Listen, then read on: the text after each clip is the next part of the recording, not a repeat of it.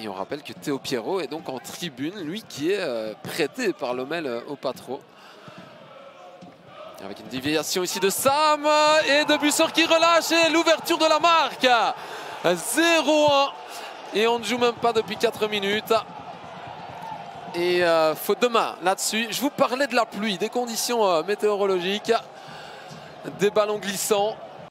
Ici sur cette déviation de Sam, la tête et la mauvaise prise de balle. Il relâche et forcément quand on a un garçon là-bas. Lalic, le crochet du Croate avec un bon ballon pour Sales, pas de hors-jeu, Sales, à nouveau un crochet et l'égalisation. Le Brésilien qui fait tout le boulot et qui remet les compteurs à égalité. Le sang-froid de l'attaquant de Lommel. Et bien voilà, un but qui tombe très tôt en première période et un but qui tombe très tôt aussi en deuxième période. Sur de bons rails et on va revoir tout le travail de Sales, mais d'abord l'ouverture de Lalic à signaler. Mais alors tout le sang-froid honnêtement du Brésilien. Est-ce qu'il n'y avait pas une position de hors-jeu? Difficile à dire en tout cas. Bravo aussi à Lalic pour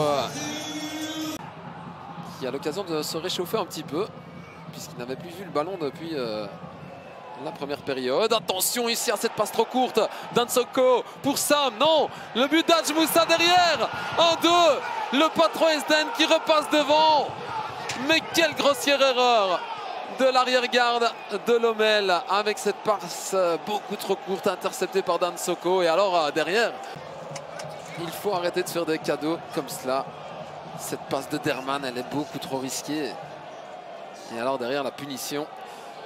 Il faut encore la placer, hein, Hadj Moussa.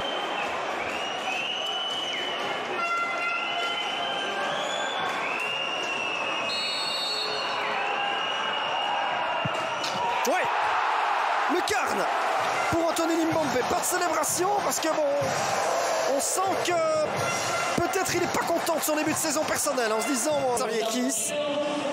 Fallait oser hein, le mettre là-haut. Oh non, c'est imprenable. Il va nous chercher la toile d'araignée.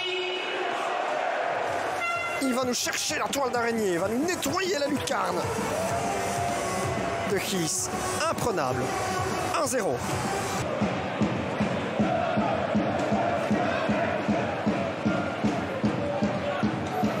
Oui, c'est important de gagner ici pour Beveron. Ogas, le centre avec une occasion peut-être. La tête, c'est 2-0. C'est 2-0, c'est Ismail qui marque. Oh, ce début de match va trop vite pour Dender. La rentrée d'Ernchar. Et regardez, Ismail est à l'origine de cette phase. Puis il va se positionner dans l'axe. Il y a la remise de Limbombe. Et Ismail croise sa tête. C'est 2-0. C'est intelligemment remis. Et il prend qui sa contre-pied? Il prend qui sa contre-pied? Hens qui tente une petite roulette pour sortir ce ballon de cette zone-là. Et là, attention, Nsimba est passé face à Filipovic. Il attend un petit peu. Il y a une belle occasion pour Dender. C'est la réduction de l'écart, ceci. Nsimba! Oh, c'est beau! Oh, il est allé la chercher toute seule. Tout seul, celle-là, Bruni Nsimba. Un 2-1 pour nous changer peut-être complètement la face du match. 2-1. Lennart Hens part d'une roulette. Et là, un duel perdu pour Filipovic. Nsimba qui lève la tête, qui voit le sprint de son partenaire, il prend de vitesse bateau aussi et ajuste Bonreuse dans un angle qui n'était pas simple, mais son sens du but il l'a toujours. Nsimba, 6e goal pour lui et c'est plus le même match. Hens pour le corner, la tête c'est goal pour Dender, c'est pas vrai, ils sont en train de le faire, c'est 2 buts partout. Oh, ils sont allés couper ça au premier poteau. Ouais, c'est lui hein, le numéro 19, le nouveau venu. Et pourtant, c'est pas le gabarit le plus grand. Mais il a surpris tout le monde au premier poteau. Changement gagnant pour Timmy Simons. 2 buts partout. Oh, on assiste à une superbe heure de jeu. Verstraat. Déviation de Saleh, c'est pas mal. Ismail. Ah, là, ils doivent se proposer. Ismail. Le contrôle, il est pas mal. Thiago Tchoukour. Limbombe. C'est lui qui va sortir. Et il frappe. Oh, quel but! Anthony Limbombe à 5 minutes de la fin, c'est ce qui sera peut-être son dernier geste. Et là, il vous plante un doublé. Celui-là, il est joli. Hein. Celui-là, il est très joli. On revoit cette subtile déviation de Saleh. C'est là qu'il est le meilleur, évidemment, quand il n'est pas dans le rectangle. On revoit Ismail, alors que Wim de Decker, on se prépare à changer de changement. Hein. On revoit, oh, elle est belle cette frappe enroulée. Thiago Tchoukou, rien de décalé. Mieux mis pour effacer Mini et passer pied droit. Côté opposé. 3-2. Et Limbombe va rester parce que c'est lui qui devait sortir pour permettre à Koyalipou. Et Taibi, le centre. Il y a un coup à jouer là pour Barbera. Qu'est-ce qu'il peut faire? Victor Barbera passé, marqué. Ouais, il marque. Victor Barbera, 1-0 pour le Club Next sur sa première tentative. Et bien quand je vous parlais de se saisir de ces petits moments, le Club Next le fait alors qu'au stand n'y est pas parvenu il y a à peine une minute de cela. De points pour inverser leur spirale négative. On revoit ce centre que Barbera va récupérer dans la demi-lune, effacer un adversaire et ajuster. Liam Bossin. Tang est roulé dans la farine.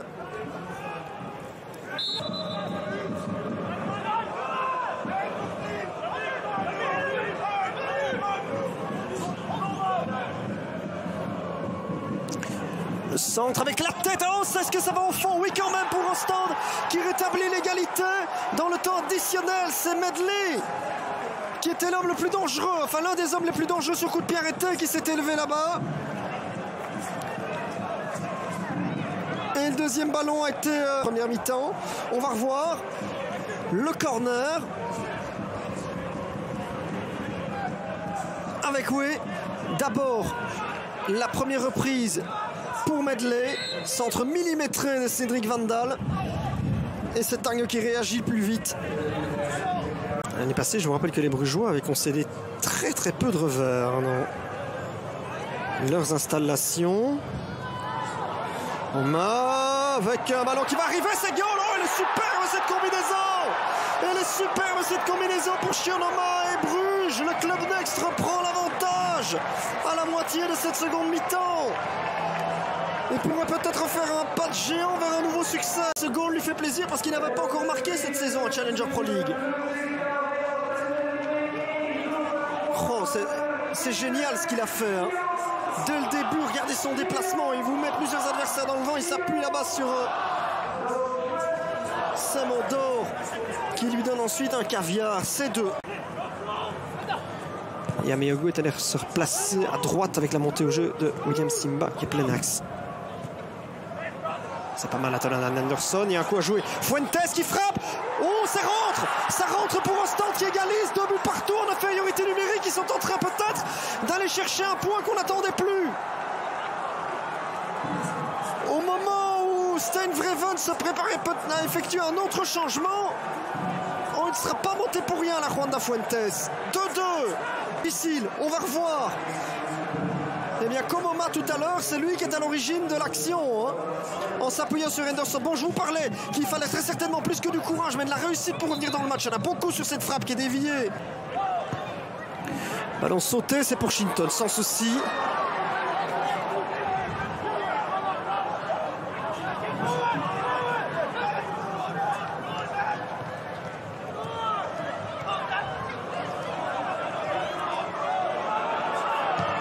Encore un gros duel avec Tang, attention, Faras.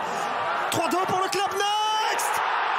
3-2 pour le Club Next. Roméo Vermont, il va aller quand même le chercher, ce succès dans le temps additionnel. Il est presque inespéré. À chaque fois au stand, on a l'impression d'être capable de puiser dans ses retranchements. Il est pris, mais quelle passe géniale de Faras pour vous placer Verman dans une position idéale. Il ne laisse aucune chance à Bossin, c'est 3-2.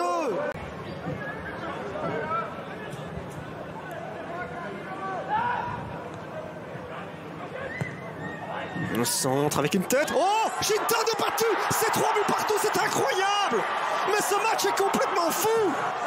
Ce match est complètement fou. 3 buts partout, c'est Pérez qui a marqué. Je ne rêve pas, c'est Daniel Pérez qui a marqué contre le Club de Bruges. Quel scénario incroyable. Le Club Next a mené 3 fois au but et s'est fait rejoindre 3 fois. Oui, c'est Pérez qui nous croise complètement cette tête. Shinto ne peut qu'effleurer ça du bout des gants. 3 buts partout.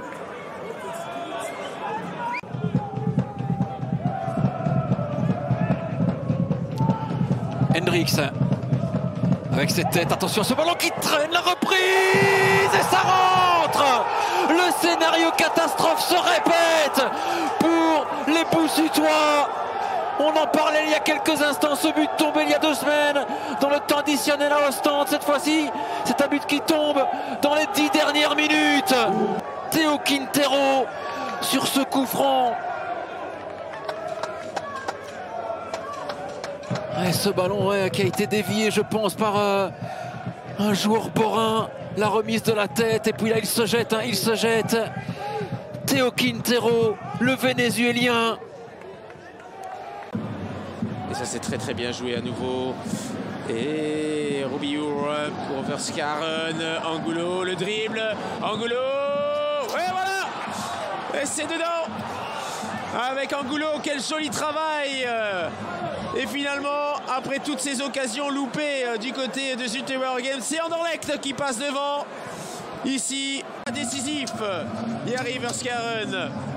Avec au départ cette déviation de Jour et puis la vista de Jari Verskaren et le dribble surtout efficace d'Angulo pour enrhumer son adversaire. C'est Robbie de Koster qui s'est fait complètement enrhumer par l'Équatorien. Et puis derrière il a pris le temps pour fixer Bostin.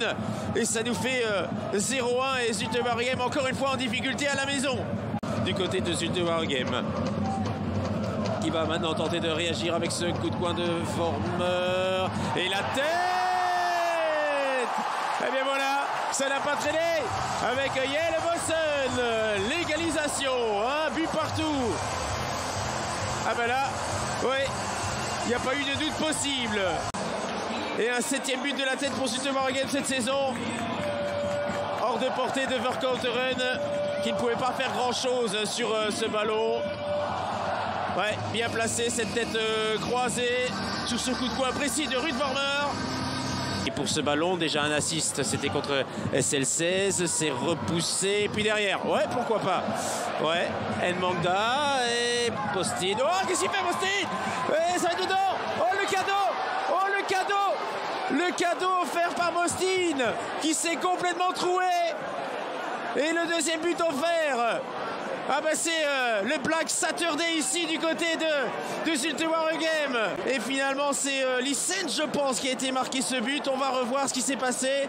Ce ballon de Nmangda. Et puis là, bah oui, Bostin, la savonnette là.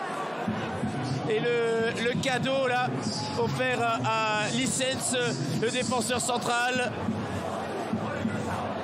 Qui était resté en embuscade. Mais qu'est-ce qu'il nous a fait là, Bostin? Les 5 dernières minutes du temps réglementaire de cette première période qui passe à toute allure. Le petit centre ici de Vormer. Et la reprise contrée.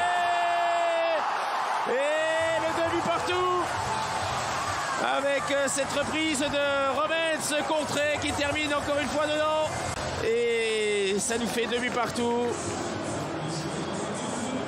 Au départ, il y a ce ballon bien repoussé hein, de Lapage. Et puis le 2e ballon de Romens. Cette frappe déviée par un défenseur anderlechtois. Oui. Et on écarte maintenant pour Bouchouari qui a un peu d'espace devant lui. Bouchouari. Et là, est-ce qu'on flirte avec un hors-jeu? Et alors, c'est dedans, ça. Et bien, voilà. Et ça fait 2-3. Ah oui, là, la défense de Zulte Waregem qui s'est complètement arrêtée de défendre complètement. Que s'est-il passé? Je pense qu'on était persuadés de son coup. L'action a pu se poursuivre. Regardez. Ah oui, là, on était très mal alignés. Et puis, là, Monticelli qui... peut détourner ce service de Degré. Beaucoup trop facile, mais que... On va pas lancer une polémique pour le plaisir d'en lancer une non plus. Voici Angulo qui va de nouveau fixer la défense. Il cède le ballon à Degré. Tristan Degré. Et voilà 2-4. Et bien voilà, je pense que cette fois-ci c'est terminé. Mais c'est trop facile pour Anderlecht ce soir. C'est du gruyère cette défense de Zulte Waregem. C'est plus ou moins à chaque fois le même scénario. On fixe et puis on frappe. Fou de rage. Mais on n'y est pas du tout dans cette seconde mi-temps. Et au départ, Angulo qui cède ce ballon à De Graef. Et à nouveau, beaucoup trop passif au niveau défensif. Et De Graef, eh bien, ça lui fait un but et un assist ce soir. 2-4 pour les Anderlechtois qui vont plus que probablement s'imposer ici à la Elite. Demain, on peut passer tout seul en tête de la Challenger Pro League. Et attention ici, ça va peut-être être le 5e. Attention, on n'y est plus du tout. Et ça va être le 5e.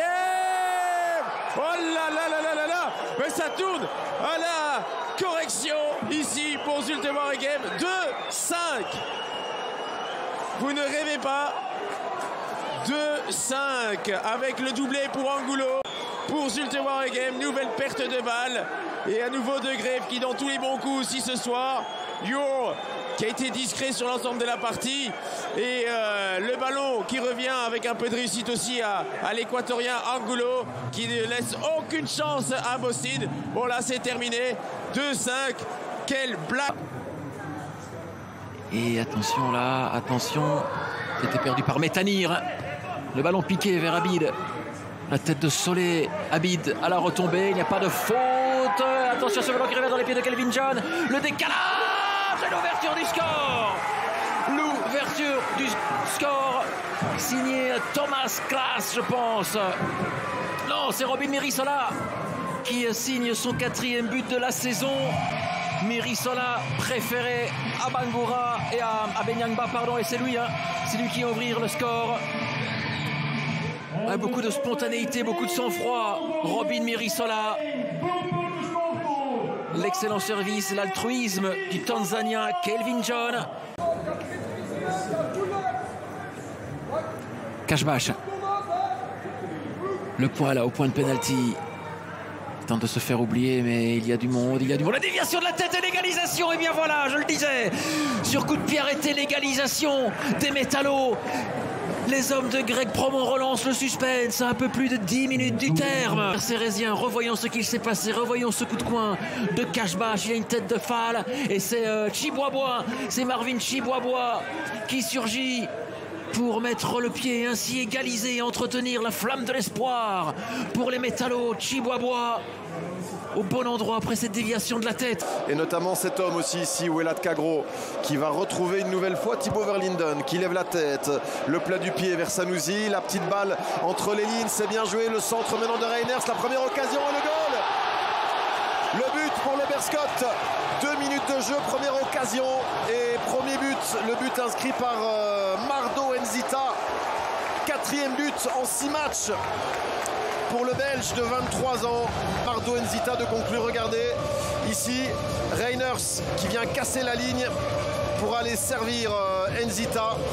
Un peu seul quand même dans la surface, qui a le temps de contrôler et puis d'ajuster sa frappe sur la gauche et la droite de Bati pris à contre-pied. Il n'est pas encore tout à fait prêt, mais Liège à 10, attention, Nzita Reiners dans l'axe du jeu. Reiners pour Keita. La sortie de Bati. C'est pas terminé. Et c'est goal. Le Berscott qui fait le break alors que Liège était à 10. Benjamin Lambeau qui n'était pas remonté sur le terrain. Et évidemment, c'est un défenseur central en moins pour défendre sur cette action. Reiners impliqué à la base dans le centre du jeu, l'extérieur du pied pour Keita. De Bati qui retarde l'échéance et puis Miché à la reprise, mais il y a quand même beaucoup de laxisme dans cette défense liégeoise. La Miché qui a trop d'espace, trop de temps pour ajuster ce ballon après que De Bati ait remporté son duel. La volée de Simeon Miché pour faire le break et le bon travail préparatoire de Reiners, encore une fois extérieur du pied droit, fantastique vers Keita, qui ne marque pas mais qui offre quasiment le but à Miché. Et donc pas de 3e but pour le Berscott, mais qui tarde un peu à tuer tout suspense dans ce match quand même, à 11 contre 10. Imaginez que Liège fasse 2-1, ça promet une belle fin de rencontre. On n'y est pas encore, avec maintenant le 3e but justement qui tombe. Et bah oui, L'immanquable Reiners, 6e but de la saison pour celui qui revit au Liégeois. Verlinden impliqué encore une fois à l'assist pour Reiners qui se met sur son pied gauche, rentre dans le jeu et ajuste de Bati, frappant roulé sur la droite du portier liégeois. Il ne peut pas faire grand chose, c'est compliqué là avec Lucker. Parce que les 25% de réduction ne seront bientôt plus disponibles. Ziani, petite déviation, et là il y a un coup à jouer pour le SL16 avec une face-à-face peut-être, face à Tonket, c'est un goal pour le Standard, un but de Brahim Galidi qui vient jeter un coup de froid mais vraiment glacial sur la chaussée du Lisp. Le SL16 prend les devants, là où le Lierse n'était pas parvenu à se montrer percutant en zone de finition lorsque le SL16 commettait des erreurs. 20 minutes de jeu. On va revoir ici Marey Nissen qui n'est pas parvenu à garder ce ballon. Sébastien Brebols non plus. Et là, la défense d'Iroise est prise dans son dos. La passe de Mawet, elle est géniale vers Galidi qui ajuste Jens Tunkens. Pas question de hors-jeu, bien entendu. Galidi se saisit. D'abord se préoccuper ici de l'action offensive avec Van Acker pour Okanse.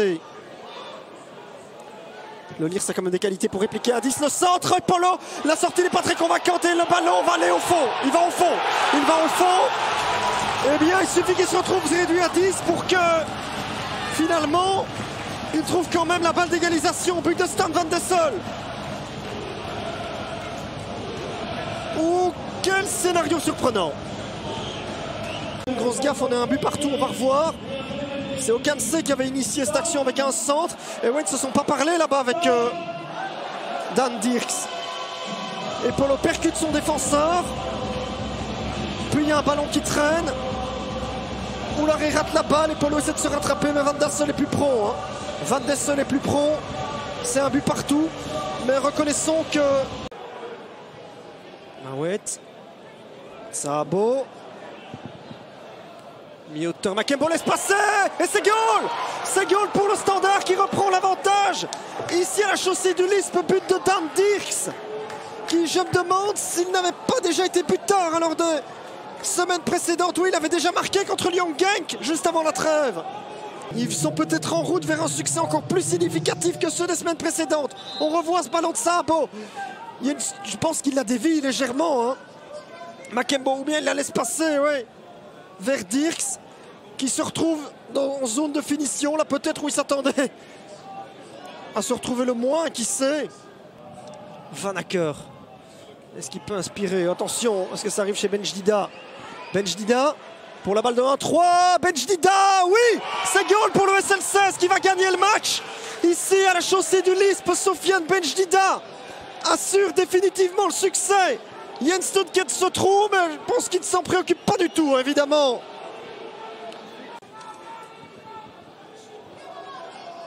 Le 18 novembre 2022, on revoit, c'est Van Acker qui donne l'assist à Benjdida, l'élément le plus fiable de l'équipe du Lierse. Jens Tunkens n'a pas la main suffisamment ferme, c'est 1-3. Et c'est un succès qui sera 100 fois mérité pour les jeunes rouges.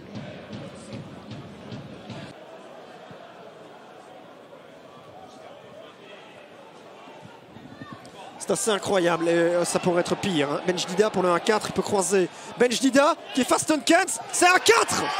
C'est 1-4. Ça tourne à la correctionnelle pour le Lierse. Sofiane Benjdida qui n'avait pas encore marqué. L'attaquant marocain. Un ballon balancé par Sabo, une équipe du Lierse complètement désorganisée, évidemment pas aidée par le fait qu'elle est à 9. Tunkens est de nouveau battu. 1-3. Plein de sang-froid. Sofiane Benjdida alors qu'il aurait pu aussi servir Berberi qui l'avait accompagné.